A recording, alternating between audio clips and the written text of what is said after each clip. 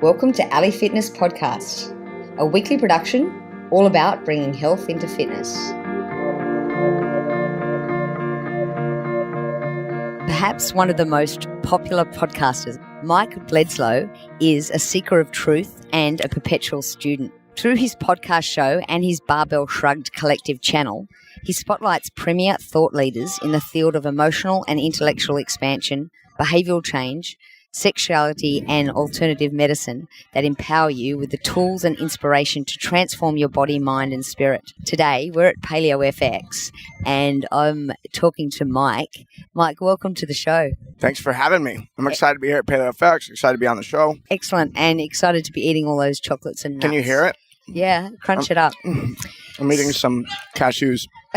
So, Mike, I'm excited to talk to you, especially because of your recent transformation. I've been following you on a few podcasts. Oh, no. And I really would love for you to share with our listeners as much as you can about your recent transformation. And, of course, it's an ongoing journey.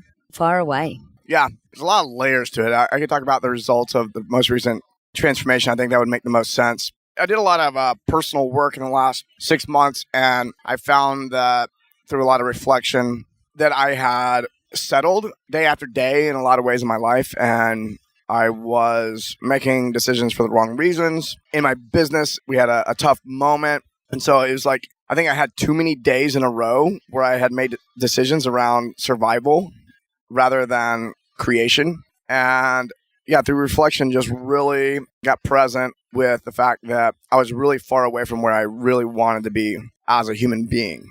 Not so much in like how much money I was making or anything like that, but just like, wow, I've made a lot of exceptions to myself in the world. You know, one doesn't seem like a big deal one day, and then another one, it builds over time, and then you're living a life you don't want to live. Yeah, so I got present to that, and we made some changes to the business. I made some changes to my relationship with my wife. And none of it was very easy at all. In fact, I hit the reset button on everything and changed the business model of the company. My wife and I spent about a month apart and then got back together. But in that time of hitting the reset button with these things in my life, I was able to reapproach them from a different role and show up as a different person. Yes, it could be done without, taking big breaks like that, but I think it takes longer. And I'm fairly aggressive about getting shit done and taking action when I recognize that I want there to be change created. Okay, so there's this saying that goes, you do one thing the same as you do everything, or something like that. 100%. Do you feel that reflected your life in all areas? So how was your training going, for example? Oh, yeah, I mean, everything. I questioned everything. You can't question one thing. I think people try to compartmentalize, and we're brought up to compartmentalize information. And I think that through a lot of things that have expanded my mind, I've been able to break free of more conventional thinking. And now when I am looking to create change, I don't look at the surface. I look at the root cause of something, even if it was something, if I'm looking back as early as 3 years of age or something like that, I'll go back that far. And when you're making a change that far back, it can't help but impact and ripple into every aspect of your life. And so that's one thing. But another thing I like to do is adopt mantras. And I have a mantra that I use until I feel like I've completely embodied my mantra. And so I find with that, I might intend to be using a mantra to impact my business, but it impacts my personal life too. And just, I'm always surprised at like some areas of my life where some of these mantras, expand. And one of mine was back in the fall was high speed, low drag. And so I just started like anything that felt heavy. And, it was in the business. I was like, all right, how do I create a very lean, efficient business? Like high speed, low drag, give us a lot of agility, not building anything too big, all this kind of stuff. Let's keep it nice and tight and focused. So I adopted high speed, low drag to accomplish that. And then I end up like letting go of my house, letting go of my furniture, letting go of most of my possessions, getting down to a single 2004 Volkswagen Golf that I bought from a buddy for $1,000. Even just leaving the car, it's only there when I'm in San Diego when I need it, but just leaving it in San Diego and going, you know what? I'm just going to live wherever I want, wherever calls me. Because I'm getting invited to a lot of things. And I think most people are getting invited to a lot of things, but they can't hear it because they think they've got to be at home. But if you don't have a home, all of a sudden you can see all the things that are going on in the world that's cool to go check out. And not necessarily things that are even expensive, but just like, it's actually cheaper for me to come spend a month in Austin than it is to try to keep a place in Encinitas in Southern California. So it's like, I've actually saved money on the road. Not intentionally. That wasn't even the intent of it. I'm like, oh, this is kind of cool. This high-speed, low-drag thing really paid off for me at this point in my life. So, yeah, I find that anytime I do any intentional work, it ripples into all aspects of my life in surprising ways. I've never had a complaint about that, and it's been really cool. So you're on this nomadic journey now to, I guess, further your podcasting and life? No? Why? Just to do what I want to do. Okay. Awesome. There's not a purpose other than, I have intentions. Like, I want to know what it's like to form instant community, be comfortable with people immediately.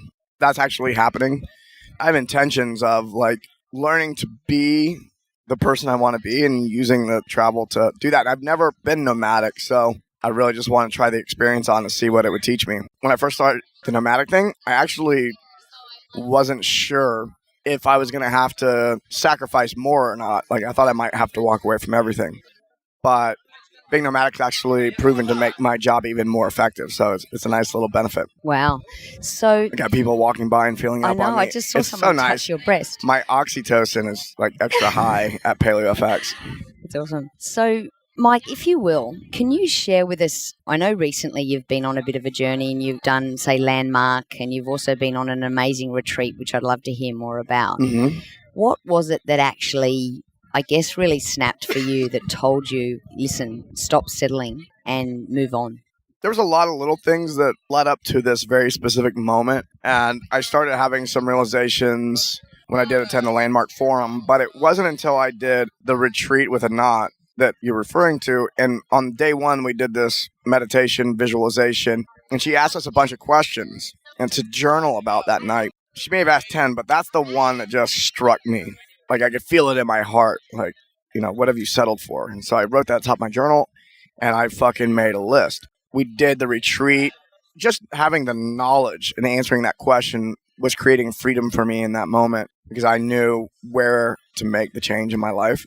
But when I went through the retreat and I got to see why I had been settling and then dealing with the root cause of why I'd settled in my life in all these ways. And then on the back end of that retreat, feeling completely free to live my life the way I'd really been wanting to live it, not be shy about it. Yeah. So be bold requests left and right from me. Yeah, right. So on that retreat, how did that change things? I know you looked at how you were brought up by your mom and your dad, and how did that change how things are today? It's not always what your parents are teaching you intentionally. It's just the way they're being. It might be something they said to you. It was no big deal. Even if you think back to it, you may even laugh and go, oh, that was funny. Why did I create this crazy story about this and get so upset about when I was 5 years old? But you end up realizing, oh, that just happened. And I did create some type of story out of that. And in that moment, I decided that, like, one of mine was I started believing that I was stupid and I shouldn't talk, like no one could hear me or something like that. And so I did this work and I realized that I had been having this phrase run through my head when things didn't go the way I wanted them to go, that you're stupid. I was aware of that phrase running through my head prior to this, but it was like, it was running in there and I wouldn't let it control me and I would have to catch it. But then when I did the retreat, the voice just went away. The voice that was feeding my head with negativity, it appeared to have vanished during the retreat, and for the weeks afterwards, just completely vanished. Was that through like meditation, or how do you... It's meditation, NLP, some hypnosis, and some cathartic release. And so it's a series of methods that create this really amazing process. Even now to this day, I am experiencing like 100 times more ease in my life from moment to moment. If I do have any negative thoughts that are popping up in my head, these aren't your voices. This is somebody else's voice that's being critical of you. And you actually have to go back and love that voice like a parent loves a child. Because if somebody walked around and said, oh, one of your friends or your child said, I'm so stupid, you'd be like, no, you're not. But we say that to ourselves all the time. And we're just like, yeah, I'm stupid, And people compensate in interesting ways. For me, believing that I was stupid people go one of two ways. They either give into it and go, yeah, I am stupid, and they just act stupid. They're not actually stupid. They're just acting stupid. I don't believe there's stupid people. I think there's just people acting stupid. And then there are people who, like for me, I was so terrified of that being true that I turned into a nerd, essentially, and just studied a lot of wide subject matter. I wanted to be able to keep up in conversation. It wasn't necessarily a bad result, necessarily, except for I was never happy with what I had learned. I always wanted to learn more. Like, I felt like I didn't know enough to be liked. So dealing with that, now what that's done for me is I now read and I learn things I'm actually interested in versus what I think other people will be impressed with. And so that's a common thing. There's no video here, Anders. We've just got another guest drop in. Yep. Awesome. And so how has your training changed? How were you training before? Look, I know you were in the military. Maybe you can talk us through how that affected your training and then your recent training and then how that's changed since your retreat and your, I guess, growth. You know what's funny is if you would ask me about my training at any point in my life, I would point at other people and go, they're training in a pretty linear fashion and I'm more dynamic or creative. And that's been true a lot in my life, but not to the degree it is now. I now do whatever's best for my body, and I don't worry about what the fuck everyone else thinks because I've been doing this thing for so long, and I've gotten in touch with my body in a way that I can hear what it's saying, not because I'm trying to avoid pain, but because I'm recognizing like what's actually good functional movement and what's not, and I can watch it and go, okay, this is going to have an impact. And instead of training for a competition that's a year away or 12 weeks away, I now go, okay, I want to live to be 170. How do I need to train in this moment to be a really healthy 150-year-old? I think that if you're thinking in terms of that type of time, you'll actually be one of those old fuckers that are swimming across the English Channel or something, right? And that's a cool thing to be 80, 90 years old and still kicking. We all look up to those people. You'll see some walking around in the room, and I see them as role models and teachers. And I think I've accumulated so much knowledge at this point, and I'm good at finding information and getting it out to people that I think we can create a really positive impact for the rest of the population. But is that not opposite to what you learned in the military? In regard to what? I mean, which lesson? In terms of longevity and pain. Oh, no. Soldiers are replaceable. We live in a culture where people are a number and people are disposable. When we look at our military, I think that a lot of choices that are made on risk management and how things are done are based on how much did we invest in these people and to educate them and to train them. You know, from my experience, there's not as much interest in longevity from the military because you're only going to be there for 20 years. Most soldiers and sailors that are in like a combative type environment, they're not lasting the full 20 years.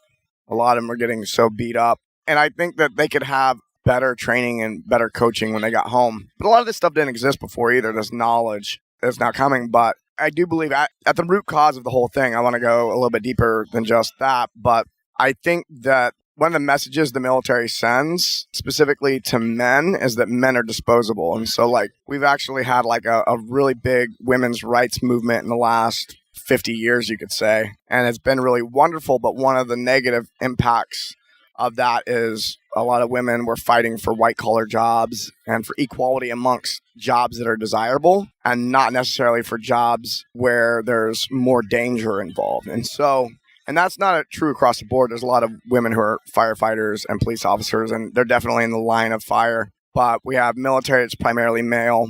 And it's not even about what's happening right now. It's about the history, too. It's like 100 years ago, women didn't go to war. But then also the blue-collar jobs. Like, nobody's fighting to get women into coal mining or anything like that. There's a really good movie on this, which I watched reluctantly and then was glad I did, which is called The Red Pill. The impacts of this is, and I grew up as this person as well, is most men don't feel valuable because in our culture, they're disposable. You could go to war, you could die, you do the blue-collar jobs. And that is, like I said, it is shifting, but we have a whole culture where that's the thing. And so I think a lot of men, we see women take care of their health earlier in life than men do. And part of it is women also are giving birth to children, so they see the importance of their own health and impacting their kids. But with men, I think a lot of men disregard their health because they actually don't see themselves as valuable because we have an entire society that sends the message from when you're a little kid that, I mean, even to the point where like you put women in the lifeboats first before like if the boat's going down, it's like that is so ingrained in me that that's what's happening. And I'll put anybody on a boat before myself, man or woman. But the thing is we have a society where that's the true thing. And like nobody fucking questions it. And you start questioning it, you might come under fire. People are like, oh, you're a fucking male chauvinist pig. Da, da, da. And so it's like a really interesting thing. It's like, no, like I've gotten to the point where I'm questioning everything that I can. And there's probably some stuff that like is sitting in the shadow that I'm not questioning, that I'm a complete dick about and I don't even know it. But there are certain things that came up my attention where I was like, I watched this documentary and go, oh shit, like men just want to be liked. We just want to be liked and accepted. And so what ends up happening is there's another conversation where this is happening a lot with women, right? It's like women are like, oh yeah, these models are giving us fake portrayals of what women should be looking like. Well, it's just as bad for men. Is we're saying, look, you're not valuable. And so instead what you do is you try to look like the guy in the magazine, and that's completely produced. You're trying to look like this guy in the magazine to fit a certain thing, and you don't give a shit about your health. You're pumping like all sorts of crazy stimulants. People are taking steroids. I don't know how many guys are just taking all sorts of shit, competing or not. There's a lot of guys not competing in anything that just want to look fucking jacked because they want people to like them, if we get down to the bottom line. And if they saw themselves as valuable, they would shift into training for their health versus like how they look. And so I'm recognizing there's a lot of people I notice around my age, mid-30s. A lot of men are just like, oh, fuck. Like people are waking up sooner because I also run into guys that have been training their whole lives that are in their 60s and they are not getting it. They're still like showing off and doing things that are bad for their health that are like considering being in the fitness arena. Man, I just went down a rabbit hole. I realized that. So I'm sure we answered the question, but I don't know where to go from here. That was an awesome rabbit hole. And I'm really glad you shared that with us. And I'd love to ask you then, so in the military, when you were in the military, did you feel like you were healthy? Did you feel like you were fit? No. I had to fight to be healthy and fit. When we were home, it was easier to train. When we were on deployments, food was of very low quality and no rest, very little rest. And some guys have different experiences. Some guys get a lot of rest on deployments. I didn't. A lot of artificial light, a lot of all-nighters, just working. Yeah, being around weird chemicals, being around radiation. I worked in communications, so I worked with, radio equipment, which is purposely putting off energy. And so, yeah, that 4 years of my life was like, it destroyed my health in a lot of ways. I ended up having a fasciotomy in my lower leg because I was running too much the wrong way. And I went in to get checked out and they're like, yeah, you have compartment syndrome, so we'll just slice you open. I was like, okay, I didn't know any better. I was 22 years old. I was like, all right, put me back in. I was like, just do whatever you got to do to put me back. I want to go back and do my job. Like an athlete. And being a dumb athlete. I look back on that. I was fighting to be as healthy as I possibly could be. And my knowledge was limited to what was on the internet and in magazines at that point. So even though I was doing my best, it still wasn't that great. And I look back and go, wow, man, a lot of what I do now, a lot of it motivates me. People see me do weird shit like poison myself with frogs to clean out my liver and gallbladder and other things. It's like, what the fuck? I'm like, man, I've got over 4 years in the military, and then I've got the subsequent years after that where I didn't like myself. I just trained myself into the dirt and took whatever supplements it was to compete and all this kind of stuff. And, drinking whey protein multiple times a day, it's like, that can't be good for you. And so... Tell us more about that, your training during that time after the military when you were training to perform. Oh, shit. Okay. I got in the sport of weightlifting. So I got the Navy, went to exercise sports science. So I was studying it. I was in the lab. I was in the gym. I did about a 2-hour weightlifting session per day. And then I would go do Muay Thai for an hour and jiu-jitsu for 2 hours. And then what I would do is I would just go to class, nap, and I would do some personal training in there too. And then I opened a gym on top of that. Yeah, man. It was just like any idle time whatsoever I would fill with, whatever. I'm really interested to ask you about your performance during that time, because I know you've spoken a bit about this, where just before the performance, like a competition or something, maybe a month before, you'd come up with some really bad injury. Yeah. Tell us a bit more about that, because I can really relate to that, actually. And I've actually watched other athletes do it, and then people look at them and go, what the fuck is going on? They keep doing this. And I had a story running in the back of my mind that I was a loser. Whatever the dominant thing is going on in your head is going to become true. So I'm training. It's going really well. I'm the strongest I've ever been. Within the month of like the competition I was preparing for the year, I would get hurt, and it always frustrated me. But looking back on it, I realized like I would walk in the gym like I wouldn't say I was doing it consciously, but I remember hearing like, don't be a loser, or if I missed something, it's like, I'm such a loser. Like, it was like my way of motivating myself almost. I think a lot of people like buy into the negative affirmations, or what you want to call it. To motivate themselves. To motivate themselves. Or like, they'll be like, don't be a pussy, say shit like that themselves. Your mind doesn't even understand negations. Your mind, the way consciousness works, is it tends to focus on the word. Yeah, so if you say, don't look at that, you'll look at that. You'll look at that, right? So I had a lot of that running in my head, and I look back and go, oh, shit. It was like almost like clockwork, 3 weeks out from competition. I was getting too aggressive at the end because I was afraid I was going to be a loser. So I ended up being a loser. It became true before I even was able to show up to the competition. Or maybe it was like my way of not going to the competition so that I couldn't see that I was a loser. So if I never competed, you know what I mean? There's like the script running in the background to clever fuck. And I can't even say I know exactly how it was doing it, but that was the impact of that. I even merged the stupid and the loser thing together in my mind. Oh, you're a stupid loser. Like if something didn't go well. And after going up and cleaning all that up, yeah, I've seen a lot of aspects of my life. Just I was on a panel yesterday and talked about imposter syndrome. And I was like, oh yeah, I've had imposter syndrome before, but not in a while. And everybody on the panel was like, you'll never get rid of it. I was up there going, you can get rid of that. Like, you can make it super fucking quiet. Like, I don't know if you'll ever be completely gone. You can make it a really quiet voice, like almost unnoticeable. Have you got an example of that where you've done that recently? Oh, it just doesn't come up. Yeah, like right. It's quiet all the time. It's comical to me now when it comes up. I have a chuckle when I hear it. So I'm like, huh. So my ability to notice it is really high too. So before it has the chance to get very loud, I catch it, I laugh at it, I love it, and then I move on about my day. So I think a lot of times the advice that's being given is oversimplified. It's like, yeah, you just got to keep getting uncomfortable. I'm like, yeah, and that's kind of like just saying you got to train harder. You know, like I've gotten very strong at training hard. I've gotten very strong at being uncomfortable. Like if somebody knows discomfort, it's me. Just like in my physical training, I've learned to do more with less and train and be healthy and not completely destroy myself in the process. And I've done the same thing with myself psychologically, emotionally, spiritually. Love it.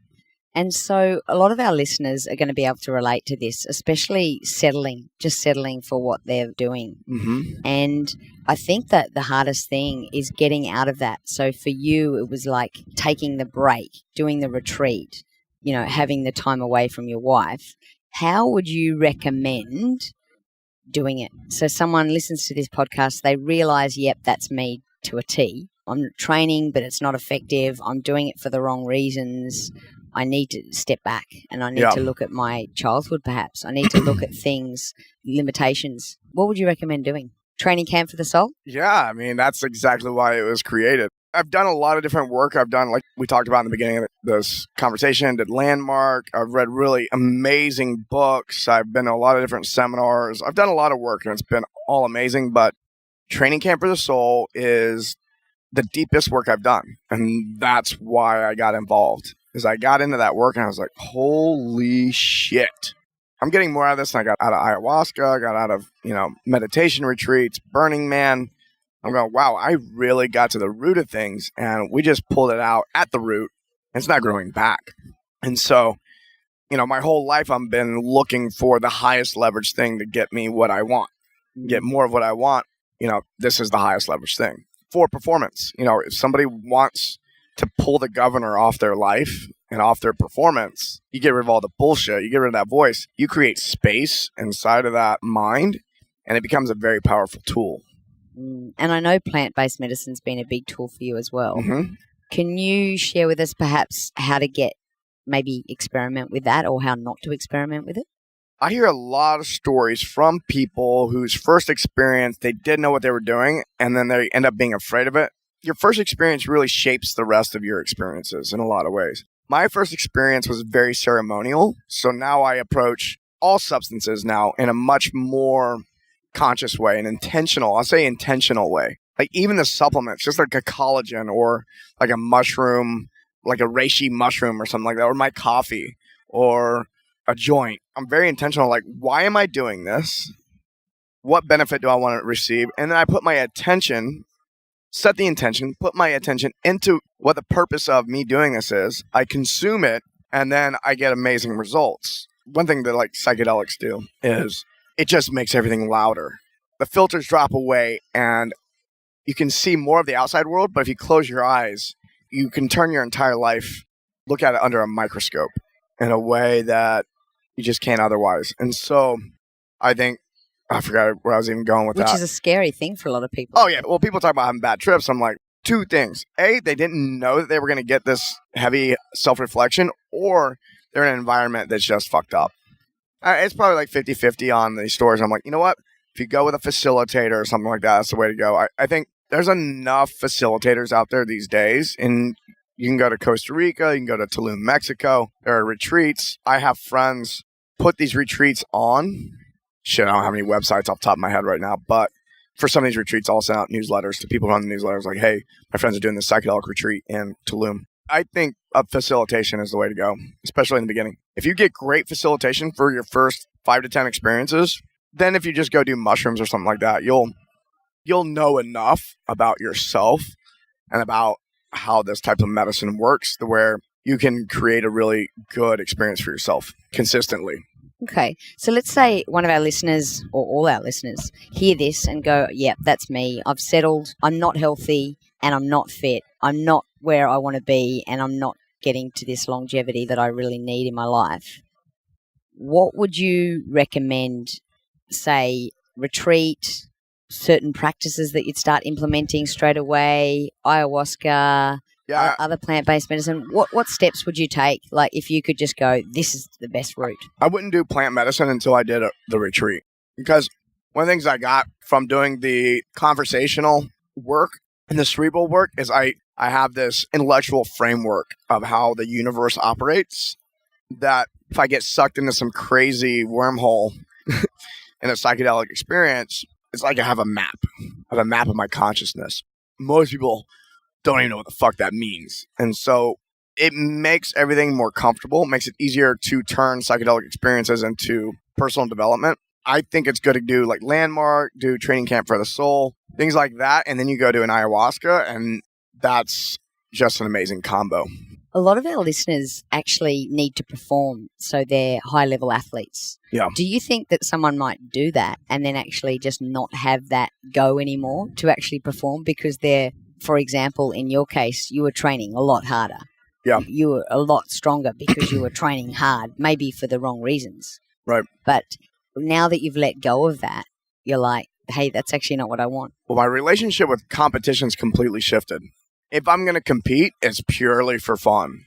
There's no meaning behind it. So you're not going to get the same result, surely. Right, because I'm actually not willing to sacrifice myself to get on a podium. Exactly. Because my relationship with competition is just not interesting anymore. So that's the thing. In every aspect of my life. Right. What I'm asking you then is a top-level athlete may actually not want to confront this because they may get worse results.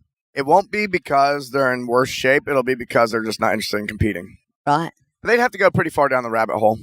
I think it's funny how people are like, oh, I'm afraid I'll change and I won't do this thing. I'm like, it's not that you're changing. It's just that you're revealing more of who you really are. And so you're feeding the wounded parts of your ego.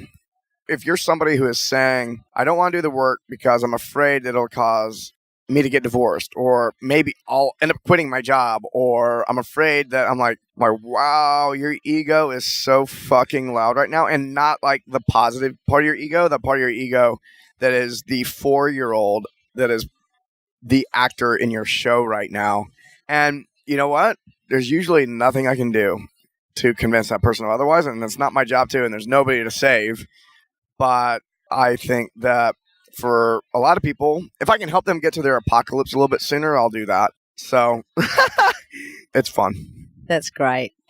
Look, everything you've shared with us is just so inspirational, and I'm so excited to share all this with our listeners. And I guess before I leave you to lay back on that couch, I'd love to ask you a question that I ask all the guests on the show. And that is, do you have a tattoo? I know I don't need to ask you that because I can see one quite obvious on your arm there. Do you have any others? Got one on my leg. And what are they? Got one on my left thigh. In old Hebrew is written think it's pronounced mishmat.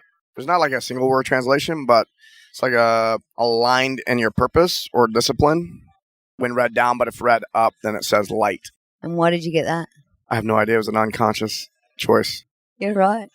Long time ago. And what about your arm? This is actually a collection of my Navy experience.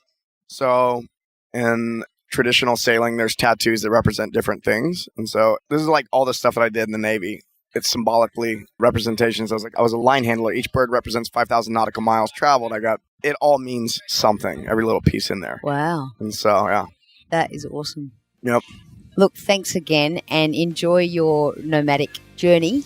I'm sure you will. And thank you for sharing all your knowledge and experiences. Thanks for having me. Awesome.